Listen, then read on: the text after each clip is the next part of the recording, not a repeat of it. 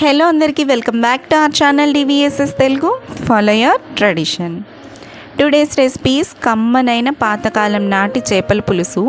మా అమ్మమ్మ గారు ఈ స్టైల్లో చేసేవాళ్ళు. ఇప్పుడు ఎక్కువ మసాలా వేసి ఉల్లిపాయ పేస్ట్, ధనియాల పేస్ట్ అలా వేస్ట్ చేస్తున్నారు. ఇవేమీ లేకుండా పాతకాలంలో చేసే మోడల్ నేను చూపిస్తున్నా. మా అమ్మగారు చేసినట్టు చేసి చూపిస్తున్నా, చూడండి. ఇక్కడ నేను 6 చేప ముక్కల్ని తీసుకొని దాంట్లో 1/2 స్పూన్ పసుపు, అలానే 2 టేబుల్ స్పూన్స్ కారం వేశాను. కల్లుప్పు రుచికి సరిపడినంత. మనం కారం ఉప్పు అన్నీ ఇప్పుడే వేసేసుకుంటాం. ముక్కలకి బాగా ఇలా పట్టించుకోవాలి, చేత్తో కలపకూడదు. అండ్ మనం కూర స్టార్ట్ చేసాక ఉప్పు కారం ఇంకేమీ వేయం. ఇలా ఉప్పు కారం పట్టించిన ఈ చేప ముక్కల్ని పక్కన పెట్టుకుందాం. ఇప్పుడు ఇక్కడ పెద్ద నిమ్మకాయ సైజు చింతపండుని తీసుకొని ఇలా నీళ్ళల్లో నానబెట్టుకొని చింతపండు రసం తీసి పక్కన పెట్టుకోండి. స్టవ్ మీద ఒక పాన్ పెట్టుకొని 2 టేబుల్ స్పూన్స్ ఆయిల్ వేసుకొని అందులో మీడియం సైజ్ ఒక ఉల్లిపాయని ఇలా పొడుగ్గా ముక్కలు చేసి వేసుకోవాలి. అలానే 2 పచ్చిమిరపకాయలు ముక్కలు చేసి వేసుకున్నా, ఒక టమాటాని కూడా ముక్కలు చేసి వేసుకున్నాను. ఇలా మొత్తం గోల్డెన్ కలర్ వచ్చేంత వరకు మంచిగా ఫ్రై చేసుకోవాలి. దీనికి 1 టేబుల్ స్పూన్ అల్లం వెల్లుల్లి పేస్ట్ వేస్తున్నా. అప్పుడే దంచి వేసుకుంటే ఇంకా మంచిగా ఉంటుంది టేస్ట్.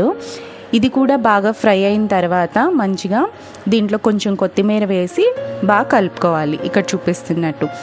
ముందుగా ఉప్పు కారం పట్టించుకున్న చేప ముక్కల్ని ఇందులో వేసుకోవాలి.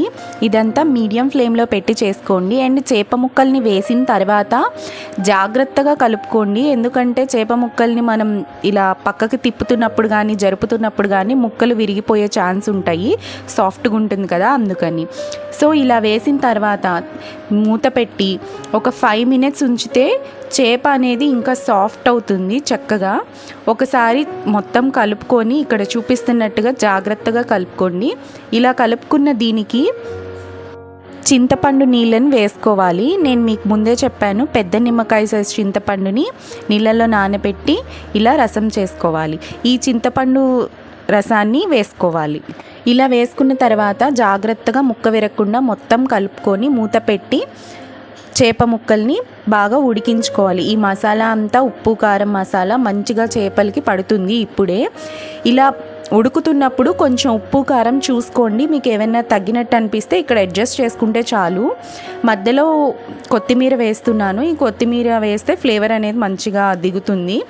సో మనకి చేపల పులుసు అన్నది కొంచెం దగ్గర పడిన తర్వాత ఫైనల్గా కొంచెం కొత్తిమీర వేసి స్టవ్ ఆఫ్ చేసుకుంటే సరిపోతుంది. ఇక్కడ ఒక చేప ముక్కను తీసి చూపిస్తున్నా, చూడండి ఎంత బాగా ఉడికింది అన్నది.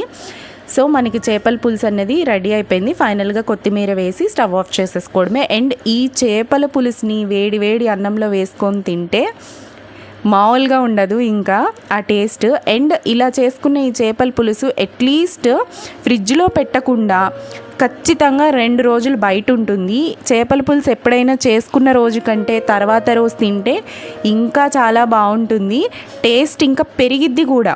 వండుకున్న రోజు కంటే తర్వాత రోజుకి చేపలు అనేవి బాగా కర్రీలో నాని చాలా టేస్ట్గా ఉంటుంది. ఇప్పటి రోజుల్లో ఈ పాత పద్ధతి అన్నది చాలామంది చేసుకుంటున్నారో లేదో అన్నది తెలీదు. ఎవరికైనా తెలియని వాళ్ళు చూసి చేసుకుంటారని ఈ వీడియో చేసి పెడుతున్నాను. సో ఒకసారి ఇలా ట్రై చేసి చూడండి నచ్చిన వాళ్ళు. ఈ వీడియో కనుక మీకు నచ్చితే మన ఛానల్ని సబ్స్క్రైబ్ చేయండి. పక్కనే ఉన్న బెల్ ఐకాన్ క్లిక్ చేస్తే నేను వీడియో పెట్టగానే మీ వరకు నోటిఫికేషన్ వస్తుంది. అలానే లైక్ చేయండి, షేర్ చేయండి. This is Rupa signing off. Thanks.